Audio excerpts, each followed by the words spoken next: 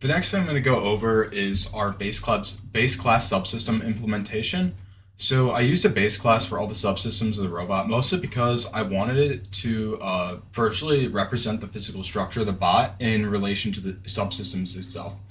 So our subsystem class is really just like an activation class or an activation implemented class, whatever that is.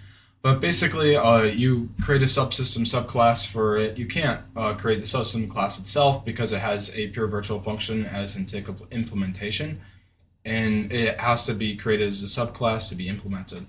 So I'm going to go take a look at our two implementations of our subsystems. So the first one I'm going to go over is conveyor. So the conveyor subsystem was everything on top of the drive base. So it really just went over like our motors, our pneumatics, and some of our other macros that I developed. So something like this, like our logo macro, which is an anti-jam macro for our logo funnel and stuff like that. So obviously this thing had, it uses some of our constant ports, and then you would initialize it, and then it had its own tick function. One of the things I did for both subsystems is I used a singleton implementation or a singleton design pattern.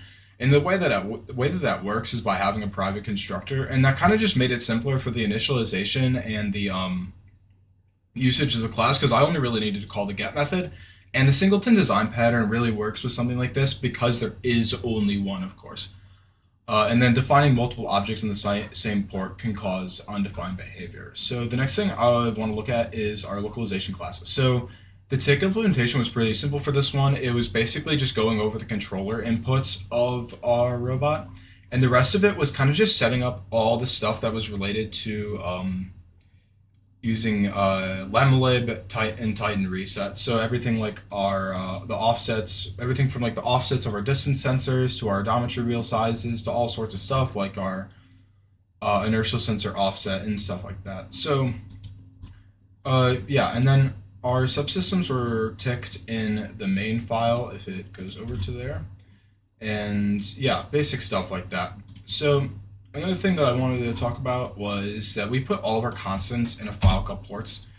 And they were just named constants because I didn't really like the idea of a lot of magic numbers all around my code. So I put all of my constants in a single header file.